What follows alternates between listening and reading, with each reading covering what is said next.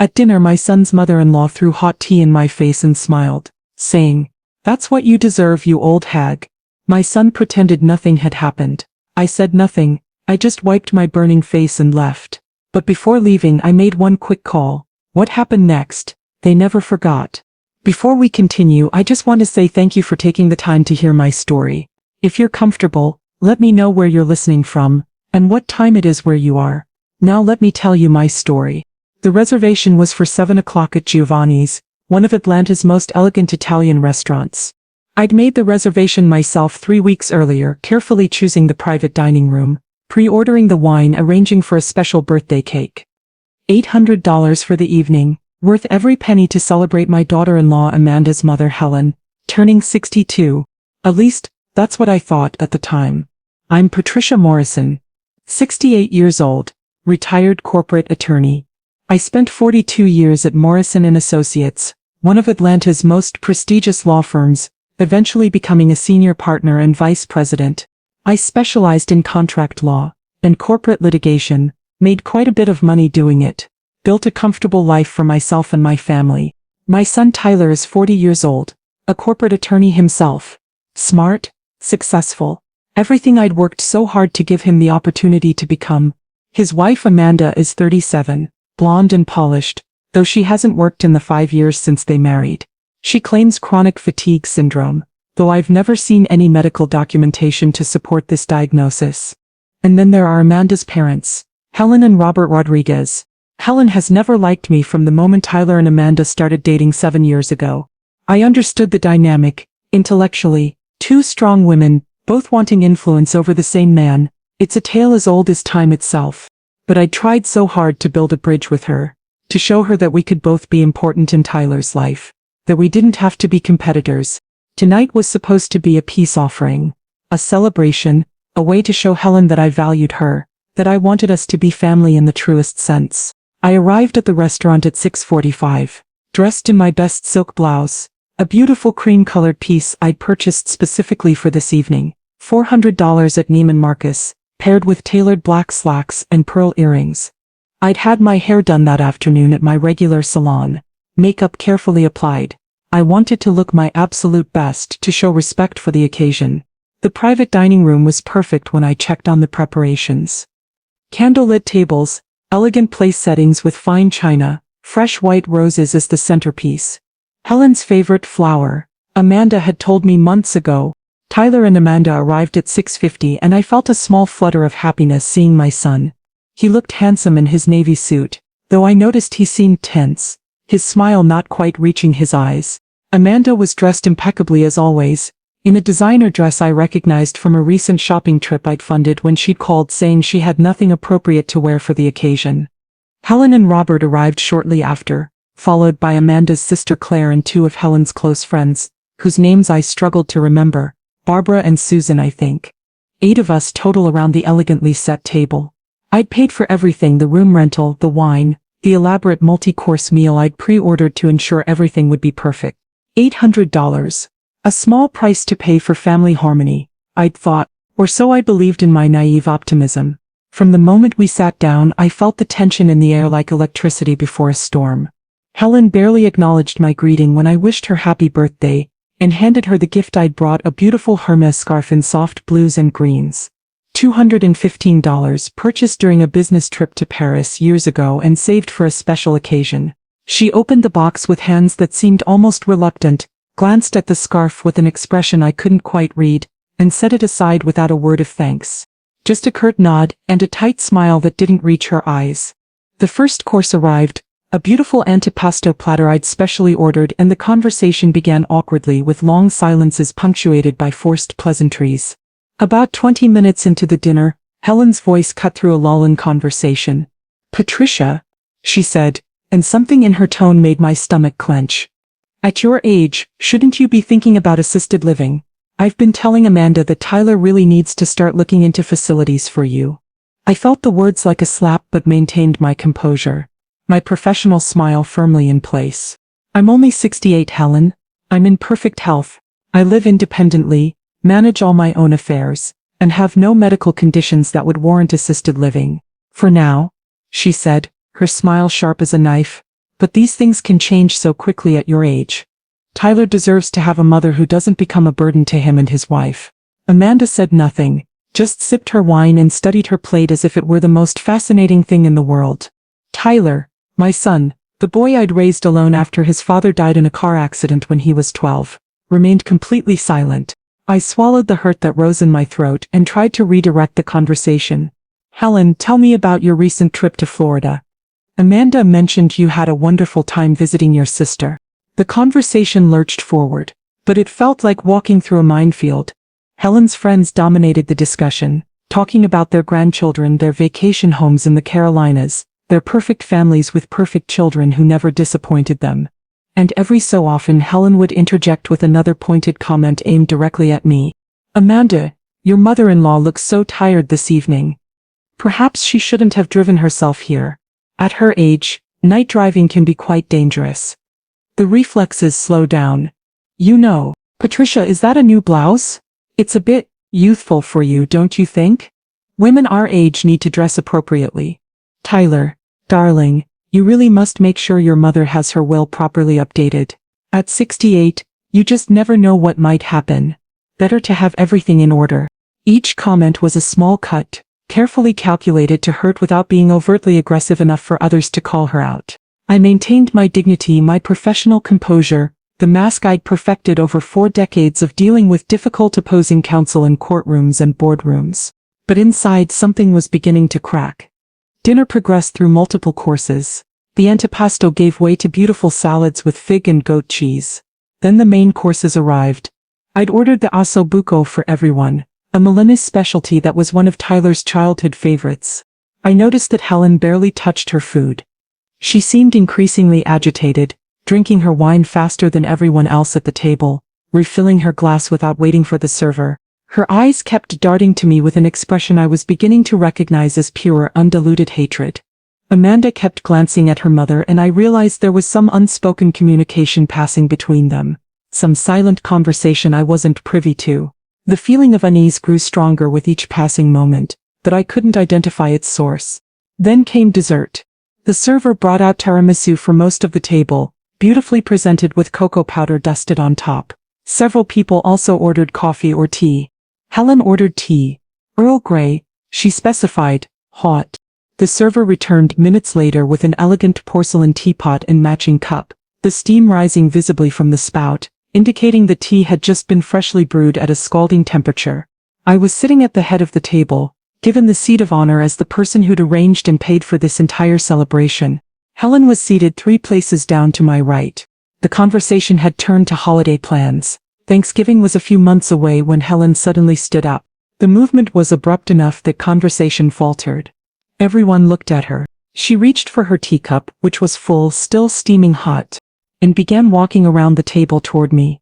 I looked up at her, confused by the sudden movement, unsure what was happening. Helen, is everything all right? She stopped directly beside my chair, looked down at me with a smile that froze my blood in my veins. It wasn't a pleasant smile. It was cold, calculating, triumphant. Patricia, she said, her voice sickeningly sweet. I've been wanting to tell you something for a very long time. Then, before I could process what was happening, she tipped the entire cup of scalding hot tea directly onto my face. The pain was instant and overwhelming, burning, searing, like my entire face had been set on fire. I gasped, hands instinctively flying up to my face as the scalding liquid poured down my cheeks, my neck, soaking into the collar of my expensive silk blouse and burning the skin underneath. The tea was easily 180 degrees, freshly brewed, dangerously hot. Around me I heard shocked gasps. Someone's fork clattered to the floor. A woman, I think it was Claire, said, "Oh my God." And through the excruciating pain, through the sensation of my skin literally blistering under the assault of the boiling liquid, I heard Helen's voice, clear, satisfied, venomous. "That's what you deserve, you old hag. That's for existing in my daughter's life. That's for being a burden Tyler never asked for." I couldn't see, my eyes were burning, filled with tears from the pain. The tea had splashed across my entire face, my forehead, my cheeks, my nose, my lips, my chin, cascading down my neck and soaking the front of my blouse where it continued to burn against my chest. Through the fog of pain I heard other voices. One of Helen's friends. Barbara, I think, her voice shocked. Helen, what on earth did you— Robert, Helen's husband, sounding genuinely horrified. Helen, my God, what have you done? But from Amanda, the daughter-in-law I'd helped financially for 5 years, who I'd supported and welcomed into our family. Nothing, complete absolute silence. And from Tyler, my son, the boy I'd raised alone after his father's death. The child I'd put through Harvard, both undergraduate and law school, at a cost of over $300,000. The man whose house down payment I'd provided, $200,000. Whose wedding I'd paid for, $85,000. Who I'd been supporting with $3,500 a month for the past 5 years, because he and Amanda needed help getting established. I forced my burning eyes open, blinking through tears of agony, and looked at him. He was staring at his plate. Not at me, not at Helen, who'd just committed assault in front of 8 witnesses. At his empty dessert plate, as if it held the answers to all of life's mysteries. His face was pale, his jaw clenched, but he said nothing. Did nothing. Just sat there while his mother's face blistered and burned, while the woman who'd given him everything suffered one of the most humiliating and painful experiences of her life. The pain in that moment wasn't just physical. It was the shattering realization that my son, my only child, the person I'd loved more than anything in the world, who I'd sacrificed everything to raise and educate and support, was choosing to do nothing. Was choosing them over me. Was choosing comfort and avoiding confrontation over defending his mother. I stood up slowly, every movement sending fresh waves of pain from the burned skin. The entire restaurant had gone silent. I could feel the eyes of other diners from neighboring tables, all staring at our private room, having heard the commotion. One woman at a nearby table had her hand pressed to her mouth in shock. Helen was still standing beside me, that satisfied smirk on her face, like she'd just accomplished something she'd been planning for a very long time. Amanda was looking at her mother with an expression that might have been admiration, or pride, or satisfaction. Certainly not horror. Certainly not the disgust a normal person would feel watching someone assault an elderly woman. And Tyler still wouldn't meet my eyes. I reached for my napkin with hands that were shaking from pain, from shock, from the absolute devastation of what had just happened, and pressed it gently against my burning face. The fabric came away spotted with tea and the clear fluid already weeping from the forming blisters. I said nothing. What was there to say? What words could possibly encompass the magnitude of this betrayal? I walked toward the restroom on legs that felt disconnected from my body, my vision blurred by tears and pain, my silk blouse soaked and ruined, my face feeling like it was literally melting off. Behind me I heard Helen's voice, casual and dismissive. She's so dramatic. It was just tea. She'll be fine. Just tea. Just a weapon that had just given me second-degree burns across my face, neck and chest. Just assault and battery. Just the complete destruction of any remaining illusion that I had a family who loved me, respected me, or saw me as anything more than an ATM with inconvenient emotions.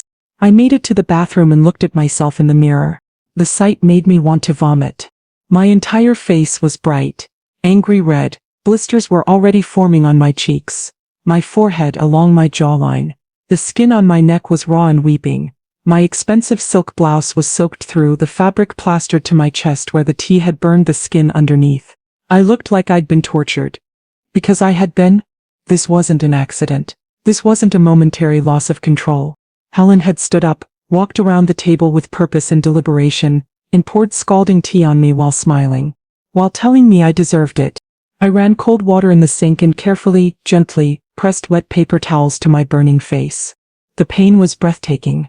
Every touch sent jolts of agony through my nerve endings. But as I stood there, carefully dabbing cold water on my blistered skin, something else was happening beneath the physical pain. A cold, crystalline clarity was settling over me like ice. I'm not just some helpless elderly woman who can be abused without consequence. I'm Dr. Patricia Morrison. I spent 42 years as one of the most successful corporate litigation attorneys in the state of Georgia. I specialized in destroying people who thought they could break contracts, commit fraud, and violate agreements without facing consequences. I built my entire career on methodical, strategic, devastating legal warfare. I knew how to document evidence.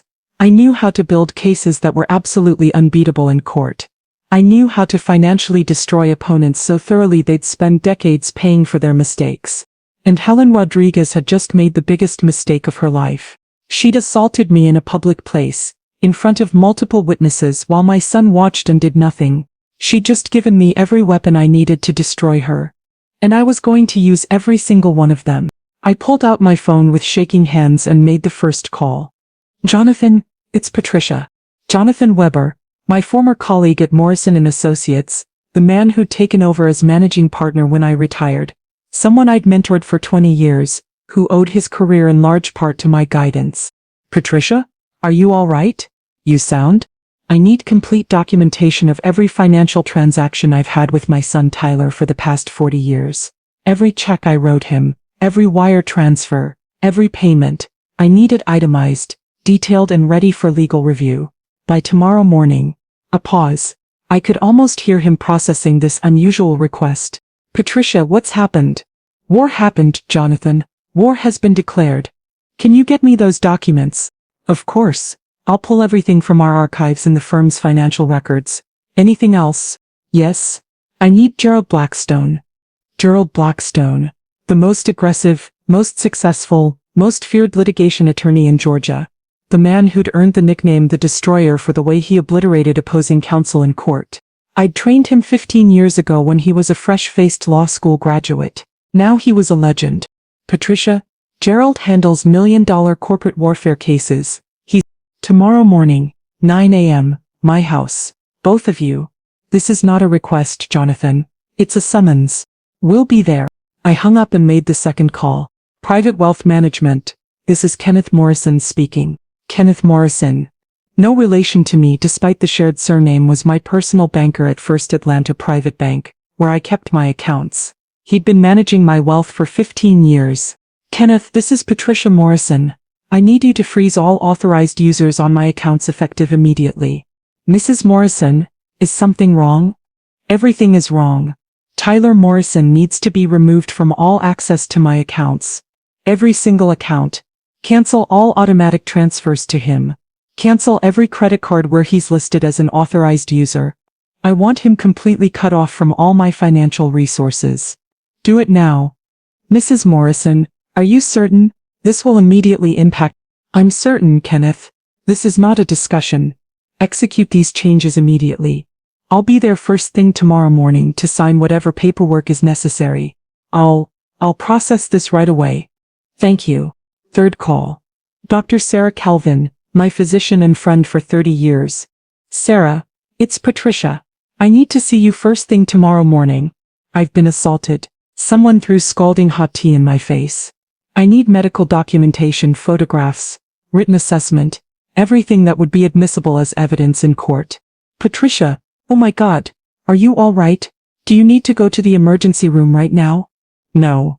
I need evidence, not just treatment. The burns will heal with proper care. What I'm planning requires documentation that will hold up in legal proceedings.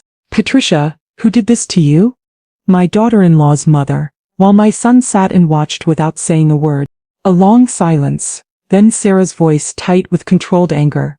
I'll have everything ready for you. Come to my private office at 7 a.m. I'll document everything in excruciating detail. Thank you, Sarah. I hung up and looked at myself in the mirror one final time. The burns looked even worse now. The blistering had progressed. My face was swollen, distorted, angry red with spots of white where the burns were deepest. But beneath the physical damage, I saw something else. Determination, cold, calculating rage channeled into strategy. I'd spent 42 years protecting corporations from legal attacks and mounting devastating legal offensives against those who violated contracts and committed fraud. Now I was going to use every single skill I'd learned, every strategy I'd perfected, every ruthless tactic I'd employed to protect myself. And to teach Helen Rodriguez, Amanda Morrison and my son Tyler that there are consequences for abuse. Real devastating, life-altering consequences. I walked out of the bathroom through the restaurant, which had partially cleared out, other diners having left after witnessing the assault, and past the table where my family was still sitting. Helen was laughing with her friends, as if she hadn't just committed criminal assault minutes earlier. Amanda was scrolling through her phone, completely unconcerned. Robert looked uncomfortable but said nothing. And Tyler finally looked up as I passed. Our eyes met for just a second. I saw guilt there. Shame, fear, but not enough of any of them to make him stand up, to follow me, to apologize, to do anything resembling what a son should do when his mother has been assaulted. I walked out of Giovanni's with my head high. Despite the excruciating pain, despite the burns, despite the complete destruction of every illusion I'd held about my family. The valet brought my car, a Mercedes S-Class. I'd paid cash for 3 years ago, back when I still had foolish ideas about family loyalty being reciprocal. I drove home carefully, every bump in the road sending fresh waves of pain through my burned face. My house was dark when I arrived. Large, beautiful, empty. The same house I'd bought 30 years ago with my late husband Thomas. Back when we dreamed of filling it with children and grandchildren and love. Thomas had died in a car accident when Tyler was 12, and I'd raised our son alone in this house. This house held every memory of Tyler's childhood. Learning to ride a bike in the driveway, building snowmen in the front yard during Atlanta's rare snows, studying at the kitchen table while I helped with homework, opening his acceptance letter to Harvard at this dining room table. All those memories felt poisoned now. Tainted by the knowledge of what Tyler had become, or perhaps what he'd always been, and I'd been too blinded by love to see. I went to my kitchen and sat at the table where I'd celebrated so many of Tyler's achievements, where I'd written check after check to support his life. Pulled out my laptop and began making lists. 'Cause that's what lawyers do. We document. We organize. We build cases brick by brick. List 1. Every dollar I'd given Tyler, excluding the house down payment. I kept meticulous financial records, a habit from my legal career. Every check, every wire transfer, every payment, documented and filed. I spent 3 hours compiling the data, cross-referencing bank statements, pulling up old records from the firm's archives that Jonathan would also be accessing.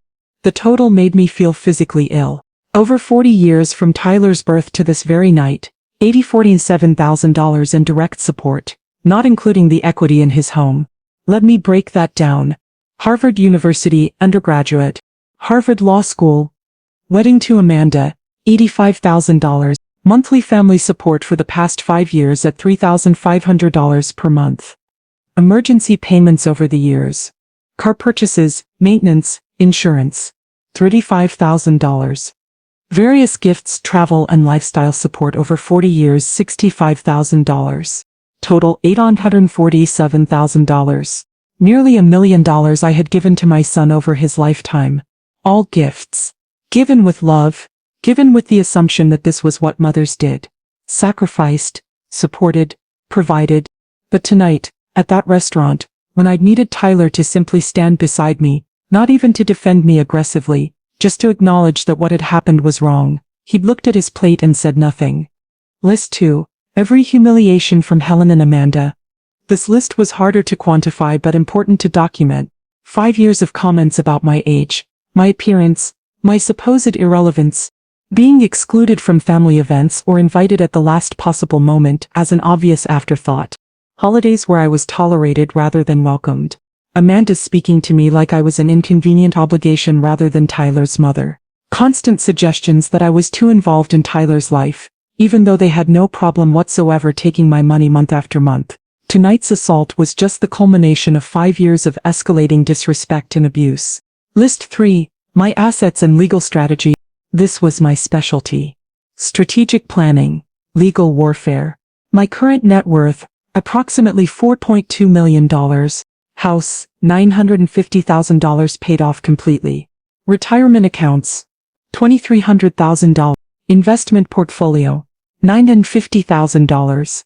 Annual income from investments, approximately $160,000. More than enough to live comfortably. Legal strategies available to me. Civil lawsuit against Helen Rodriguez for assault and battery. Lawsuit against Giovanni's restaurant for serving dangerously hot beverages and failing to intervene during an assault. Complete review of all financial transactions with Tyler to determine what could be legally recharacterized. Protection of my estate from future manipulation attempts. Restraining orders if necessary. By midnight I had a complete battle plan. This wasn't about revenge, though I'd be lying if I said the thought didn't give me some dark satisfaction. This was about justice. About teaching people that abuse has consequences. About protecting myself from further harm. And about making absolutely certain that Helen Rodriguez, Amanda Morrison and my son Tyler understood that they'd made a catastrophic mistake. I finally went to bed around 1 a.m., but sleep was impossible. My face was agony, the burns had worsened, the blistering more pronounced, the swelling more severe, the pain constant and throbbing. But the physical pain paled in comparison to the emotional devastation. The image of Tyler staring at his plate while my face burned would be seared into my memory forever. At 6 a.m. I gave up on sleep, got up, and got ready for war. I showered carefully, avoiding my burned face as much as possible. The water hurt even when it didn't directly touch the injuries.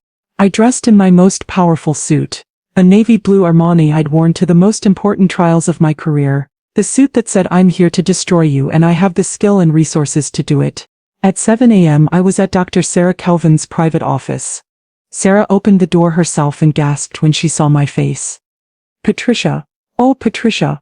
She led me to an examination room immediately. Let me examine you properly. Sarah spent the next hour conducting the most thorough medical assessment I'd ever experienced. She measured the extent of the burns, covering approximately 30% of my face, neck and upper chest. She classified them mostly second-degree burns, with some areas of first-degree and a few patches that were approaching third-degree severity. She took photographs from every angle, close-ups of each blistered area, wide shots, showing the full extent of the damage, clinical documentation with medical notation that would be admissible in any court. Patricia, based on the injury pattern and severity, I can definitively state that the liquid that caused these burns was between 180 and 190 degrees Fahrenheit. Tea is typically served at this temperature, which is dangerously hot. These burns are consistent with assault using a scalding liquid as a weapon. Document all of that in your report. I will. Patricia, you're going to have permanent scarring, especially here on your neck and chest, where the liquid pooled against your skin. This was a serious assault that could have caused permanent damage to your eyes or airways if the trajectory had been slightly different. The thought chilled me. Helen could have blinded me, could have caused life-threatening burns to my throat. How long until I heal? The burns themselves will take 4 to 6 weeks to heal properly. The scarring will be permanent without cosmetic intervention, though it may fade somewhat over time. Sarah spent another 30 minutes documenting everything with the precision of someone who understood exactly what I needed. When she finished, I had a 12-page medical report, 47 photographs with detailed medical notation and a professional assessment from a licensed physician stating that this was assault with a dangerous weapon. Patricia, what are you planning? Justice, Sarah. Simple justice. At 9 a.m. exactly, Jonathan Weber and Gerald Blackstone arrived at my house. Jonathan actually recoiled when he saw my face. Patricia, good God. That's from last night? Yes. Helen Rodriguez threw an entire cup of scalding tea directly onto my face while 8 people watched, including my son, who did nothing. Gerald Blackstone, 55 years old, impeccably dressed in a suit that probably cost $5,000, studied my injuries with the cold calculating assessment of someone mentally calculating damage awards. Patricia, this is aggravated assault, possibly attempted murder depending on intent and malice. You could absolutely press criminal charges against her. I'm not interested in criminal charges, Gerald. Criminal prosecution might put Helen in jail for 6 months, maybe a year if we're lucky. I want her financially destroyed.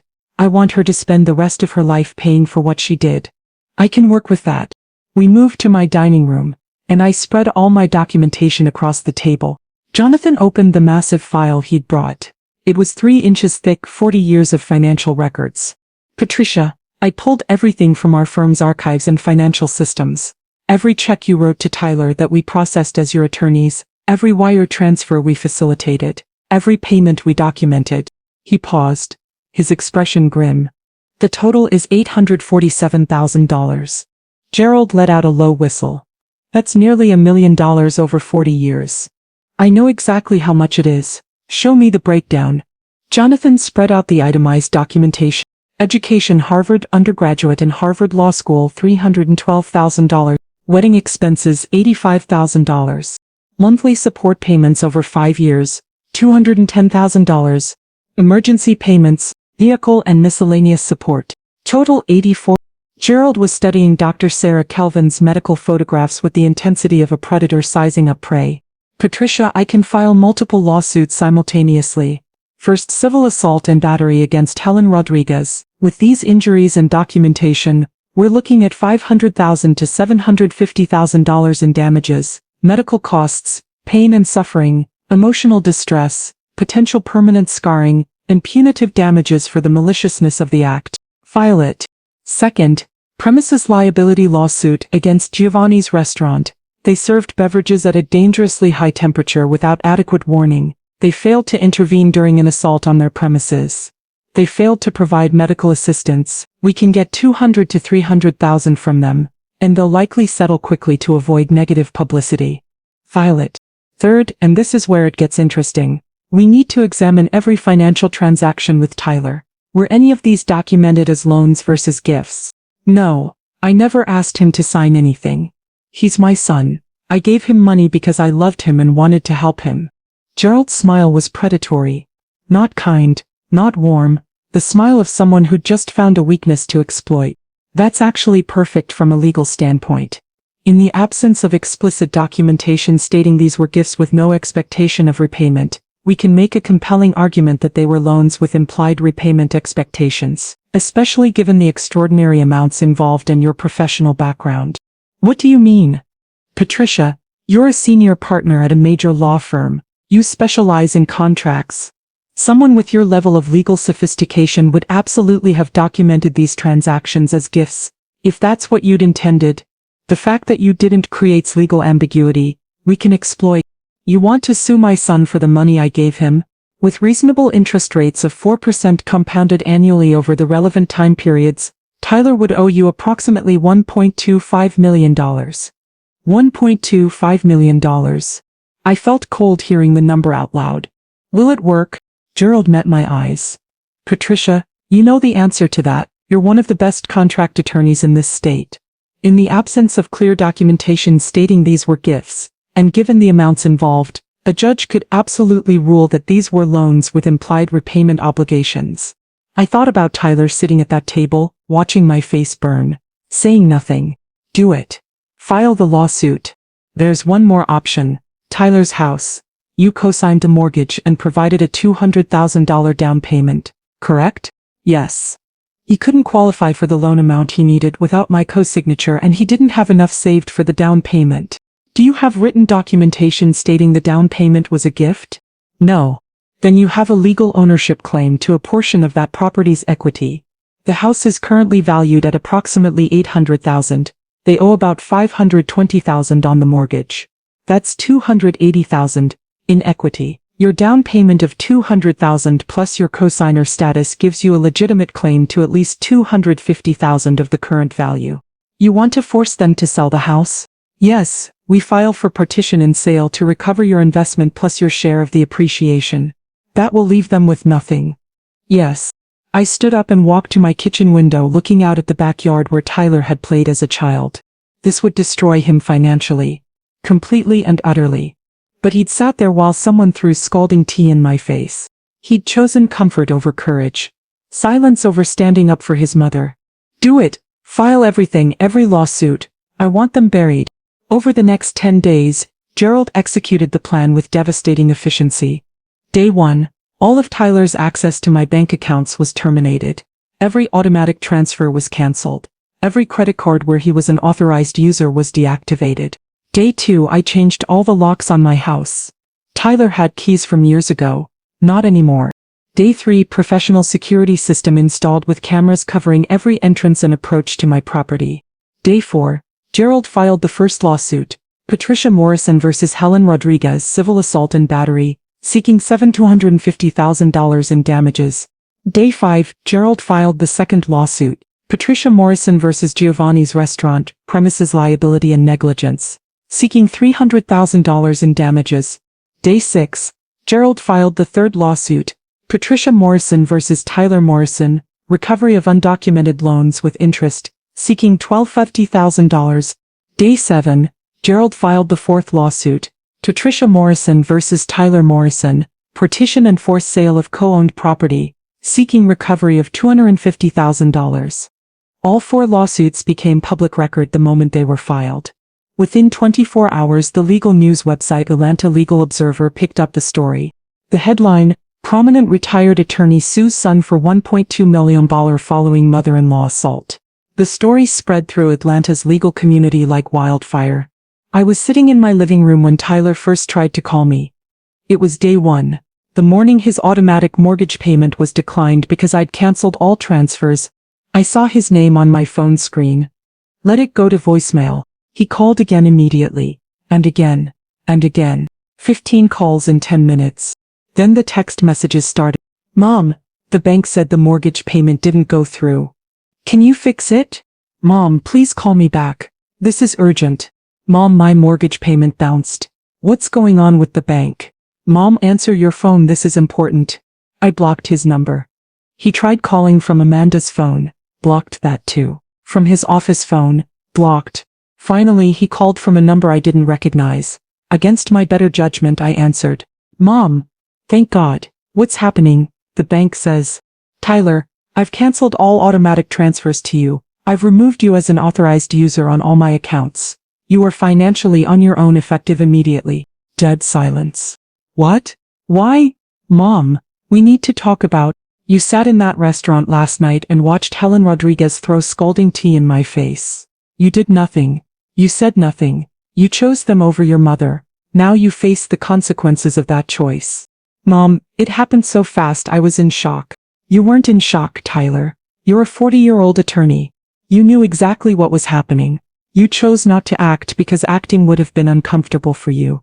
You chose avoiding confrontation with your wife's family over defending your mother from assault. Mom, please, can we just meet and my attorney will be in contact. Goodbye, Tyler. I hung up and immediately blocked that number too. My phone continued ringing throughout the day from various numbers. I ignored every single one. That evening around 7 p.m., my new security cameras alerted me to motion at my front door. I pulled up the camera feed on my phone and saw Tyler standing on my porch. He looked terrible, still in his work suit, but disheveled, tie loose, hair messy. His face was pale and he looked like he hadn't slept. He pounded on the door. Mom, I know you're in there. Please, we need to talk. I pressed the intercom button. Tyler, you are trespassing. I've changed the locks. Your old key no longer works. If you don't leave my property immediately, I will call the police and have you removed. Mom, this is insane. I'm your son. You can't just. You stopped being my son when you let someone assault me and said nothing. Now leave before I have you arrested for trespassing. Mom, please. I dialed 911. 2 patrol cars arrived within 7 minutes. I watched on the security cameras as the officers spoke with Tyler, then physically escorted him back to his car. Sir, the property owner has requested that you leave and not return. If you come back to this address, you will be arrested for criminal trespassing. Do you understand? Tyler got in his car and drove away. I watched his taillights disappear down the street and felt absolutely nothing. No guilt, no sadness, just cold crystalline clarity. The lawsuits moved forward with brutal efficiency. Giovanni's restaurant settled within 3 weeks. Their insurance company reviewed the security footage, which showed Helen clearly and deliberately throwing the tea, the restaurant staff failing to intervene, and no medical assistance being offered, and knew they couldn't win at trial. They offered $250,000 to make the problem go away. Gerald brought me the offer. It's a good settlement, Patricia. Quick resolution and we can use the funds to finance the other cases. Accept it. $250,000 deposited into my account. First victory. Helen's case moved more slowly. Her attorney, a competent lawyer but nowhere near Gerald's level, initially tried to claim the tea throwing was accidental. Gerald destroyed that defense by producing the restaurant's security footage. Crystal clear video of Helen standing up with deliberate purpose, walking around the table with steady, controlled steps, stopping directly beside me and purposefully pouring the entire cup of tea onto my face. And the audio, caught by the restaurant's security system. That's what you deserve, you old hag. Helen's attorney watched the footage and looked physically ill. Mrs. Rodriguez, this is completely indefensible. You're clearly visible committing assault. The victim has extensive medical documentation. You're going to lose this case catastrophically. Helen tried to contact me directly 2 months after the incident. My security system alerted me. I pulled up the camera feed and saw her standing at my door, looking far less confident than she had at that restaurant. She rang the doorbell. I pressed the intercom button. Leave my property immediately or I'm calling the police. Patricia, please. Can't we just talk woman to woman? I made a mistake. You made a choice. You chose to assault me. Now face the consequences. Leave. I'll apologize. I'll pay your medical bills. Just please drop the lawsuit. My medical bills were $1,200. You're being sued for $750,000. Those are not the same thing, Helen. You should have considered that before you threw scalding tea in someone's face. Leave now. I called the police. Helen was arrested for criminal trespassing. Now she had a criminal record to go along with the civil lawsuit. Her attorney called Gerald the next day. Your client is destroying my client's life. Helen is willing to settle. What's your bottom line? $750,000. Not one penny less. She doesn't have that kind of money. She'd have to sell her house. Then she should sell her house. Actions have consequences. Negotiations dragged on for 6 weeks. Helen offered $20,000. Gerald rejected it. Helen offered $40,000. Gerald rejected it. Helen offered $50,000, liquidating her retirement account entirely. Gerald brought the offer to me. Patricia, $50,000 is likely the maximum she can pay in cash without selling her home. It represents her entire life savings. Tell her $500,000 or we go to trial. I want her house sold.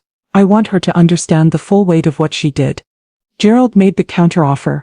2 days later, Helen's attorney called back, his voice defeated. Mrs. Rodriguez agrees to $500,000. She's putting her house on the market. Helen sold her house. A modest home in a decent neighborhood, worth $480,000. Owned free and clear. After paying the settlement, attorney fees and moving costs, she had approximately $35,000 left. She moved into a small apartment in a less desirable part of town. At 62 years old, she'd lost her home, her life savings, everything. I felt no guilt whatsoever. The lawsuits against Tyler were more complex and took significantly longer. Tyler hired an attorney, but he could barely afford one with his finances collapsing. He went with a budget lawyer who charged $5,000 for the retainer, all Tyler could scrape together. The lawyer reviewed all of Gerald's documentation and looked genuinely distressed. Mr. Morrison, your mother has 40 years of financial records. Every payment is documented, and none of them have written gift documentation. But she's my mother. Of course they were gifts. That's what parents do for their children.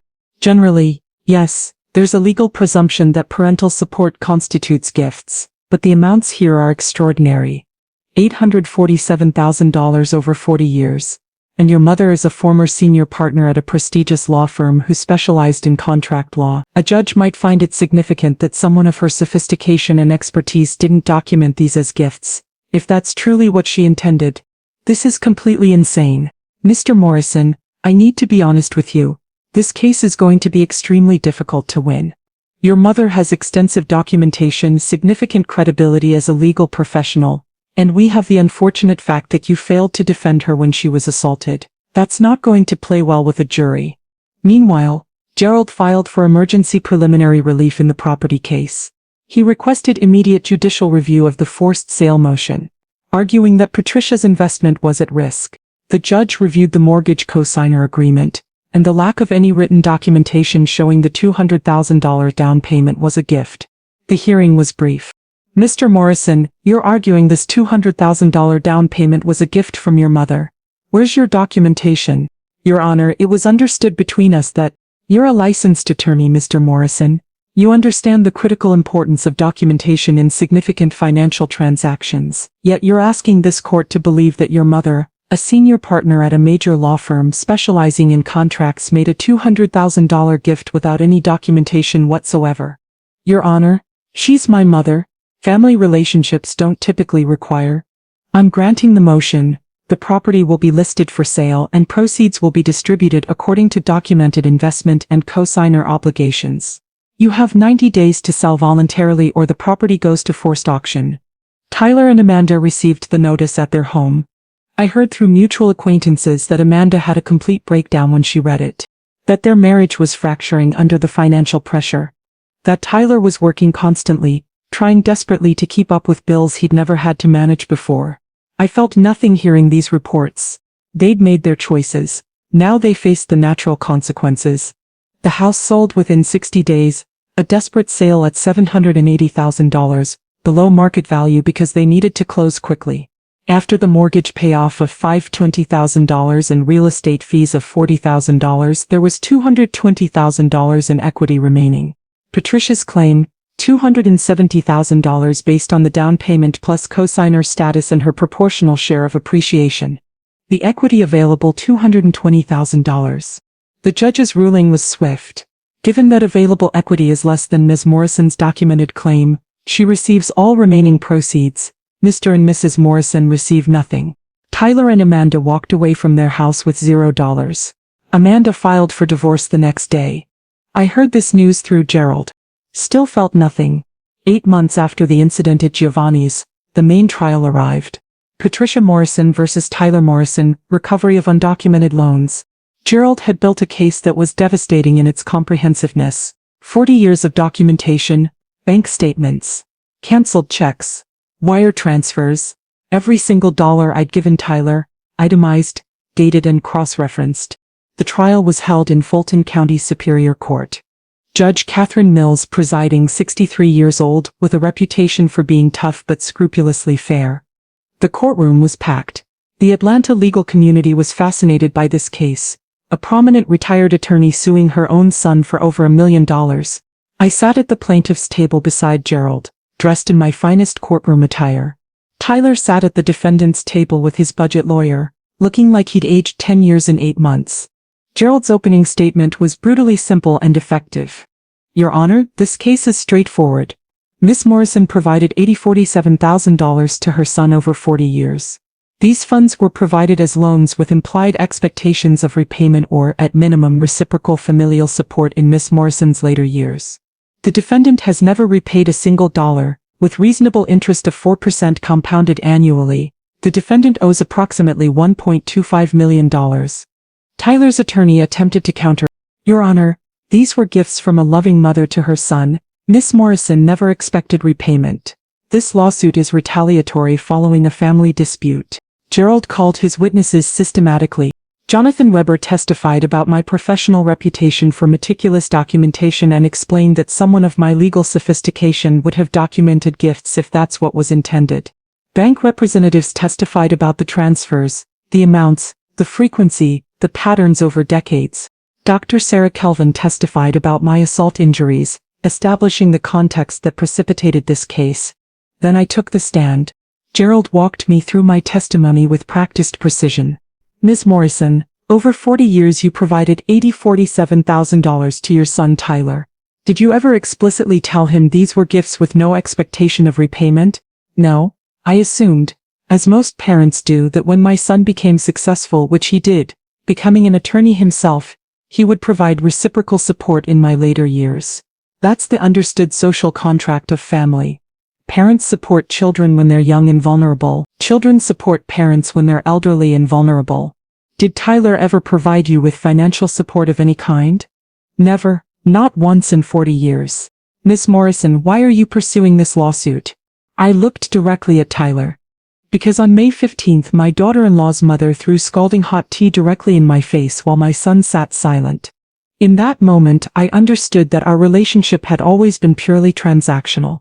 I provided money, he accepted it, but there was no love, no respect, no genuine familial bond. If the relationship is purely financial, then I want my money returned. Tyler's lawyer cross-examined me aggressively. Miss Morrison, isn't it true that you're doing this out of spite? To punish your son? I'm doing this because I finally understood that I'd been buying his presence in my life. Without my money I had no son. That's not spite, that's painful clarity. You want to financially destroy your own child? I want him to understand that actions have consequences.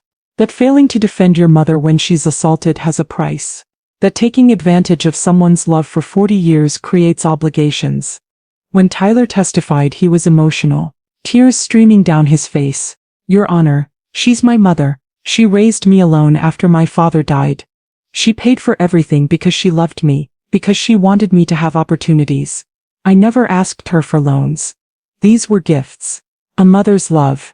Gerald's cross-examination was surgical in its precision. Mr. Morrison, on the evening of May 15th, what did you do when Helen Rodriguez threw hot tea in your mother's face? I didn't know how to react. It happened so suddenly. You're an attorney who's been practicing law for 12 years. Are you telling this court that you didn't immediately recognize that you were witnessing criminal assault?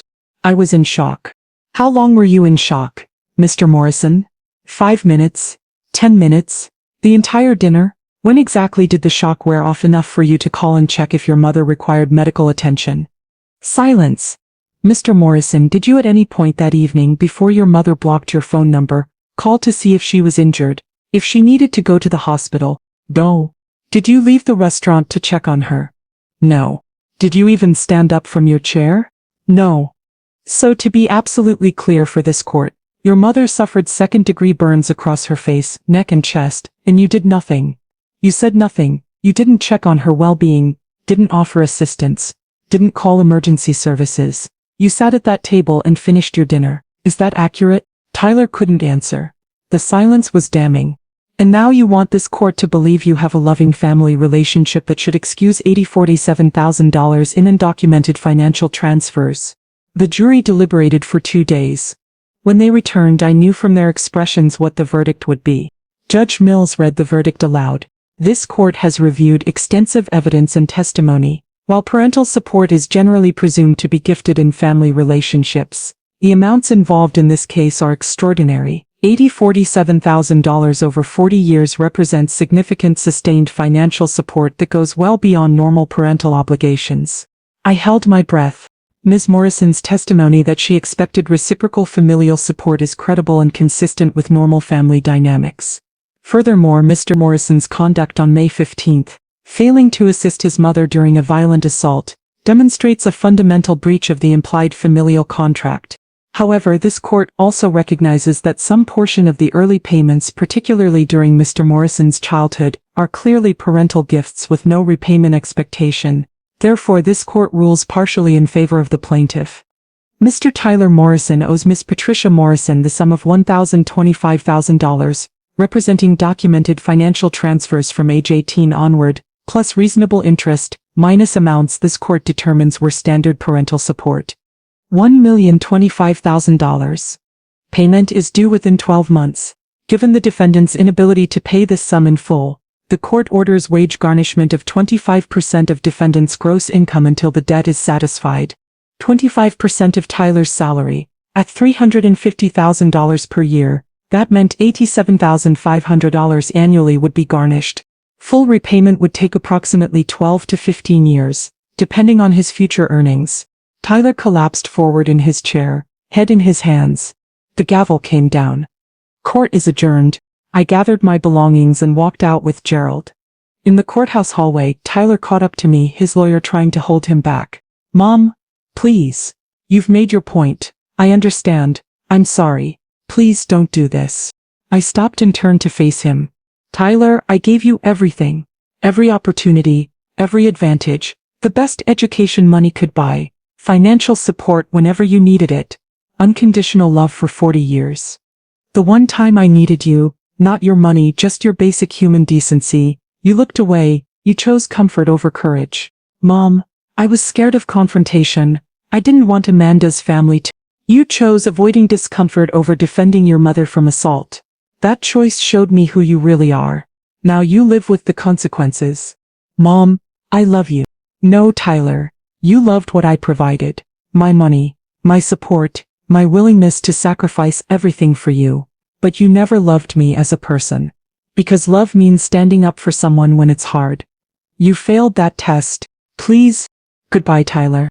I walked away. It was the last conversation we ever had. 1 year later, my life had transformed completely. I sold my large house with all its memories and bought a stunning penthouse condominium in downtown Atlanta. Modern, sleek, with floor-to-ceiling windows overlooking the city skyline. No memories of Tyler. No ghosts of the past. Just forward momentum. My financial situation was actually better than before. All of this began. Starting point, $4.2 million. Restaurant settlement, $200. Helen settlement, $500,000. House sale proceeds, $220,000. Annual garnishment from Tyler, $87,500. Total wealth, approximately $5.3 million, generating roughly $200,000 per year in investment income. More than enough to live extraordinarily well. I started traveling extensively, something I'd postponed for years while supporting Tyler. 3 months in Italy, exploring Tuscany, the Amalfi Coast and Sicily. 6 weeks in Paris, renting an apartment in Le Marais. 2 weeks in Japan, experiencing Tokyo's energy and Kyoto's serenity. I made genuine friends, people who valued me for who I was, not what I could provide financially. Joined a professional women's networking group where everyone had fascinating careers and interesting perspectives. Started dating Robert, a 72-year-old retired federal judge. We had dinner weekly, attended theater performances, enjoyed each other's company without any financial entanglement or expectations beyond mutual respect. I became deeply involved in advocacy work. Joined the board of the Atlanta Elder Justice Coalition, an organization dedicated to protecting elderly people from abuse. Volunteered with legal aid organizations, helping elderly victims of financial exploitation navigate the legal system. And I wrote a book about my experience, The Price of Love, When Family Becomes Transaction. It was published 8 months ago and became a modest bestseller. Law schools began using it in ethics courses. Social work programs adopted it as required reading. I gave lectures at universities about elder abuse, financial exploitation and setting healthy boundaries with family members. My face healed, though I have permanent scarring on my neck that I cover with beautiful scarves I collected from my travels. I'm healthier now than I'd been in years, lost weight from reduced stress, exercise regularly, sleep soundly. The constant anxiety of managing Tyler's needs and crises was gone. I'd heard through acquaintances that Tyler was struggling significantly. The wage garnishment took 25% of his income every single pay period. His professional reputation had been damaged by the trial and publicity. He'd moved to a smaller, less prestigious law firm, lived in a modest apartment, drove an older car. Amanda had divorced him and remarried someone from a wealthy family. I felt no guilt about any of this. Sometimes people asked, "Don't you miss your son?" The answer was always complicated. I missed the son I thought I had. The loving, grateful, respectful son I'd imagined I was raising. But that son never existed except in my hopeful imagination. The real Tyler, the man who'd sit silent while his mother was assaulted, I didn't miss at all. Last month I received a letter forwarded through my publisher. Dear Miss Morrison, my name is Jennifer Walsh. I'm 52 years old, and I just finished reading your book. Last year my son-in-law convinced my daughter that I was too old to manage my own finances. They pressured me to sign power of attorney documents. Then they started draining my accounts. I felt helpless. Their family. I didn't know what to do. Your book taught me that family who abuse you lose the right to be called family. That love doesn't require accepting harm. I hired an attorney. I revoked the power of attorney. I pressed charges for financial exploitation. They're both facing criminal charges now, and I've moved into a beautiful apartment where I feel safe. You saved my life by sharing your story. Thank you. Jennifer. I cried reading that letter. This was why I'd made everything public, why I'd endured the judgment and publicity. If my pain could prevent someone else's suffering, every difficult moment was worth it. That evening, sitting on my penthouse balcony with Robert beside me watching the sunset paint the Atlanta skyline in oranges and purples, I felt genuinely at peace. Any regrets? Robert asked, as he often did. I considered the question honestly. I'd lost my son, spent months in litigation, had my face permanently scarred, endured public scrutiny. But I'd gained self-respect, freedom, genuine relationships, purpose and peace. No regrets. I finally learned to value myself, to understand that I deserved better than being treated as a transaction. That's not selfish, that's survival. Robert kissed my forehead gently. You're the strongest woman I've ever known. At 69 years old, I'd finally learned what should have been obvious all along. You cannot buy love, you cannot force respect, and you cannot sacrifice yourself into being valued by people who see you only as a resource. Some lessons cost everything to learn, but they're worth every penny.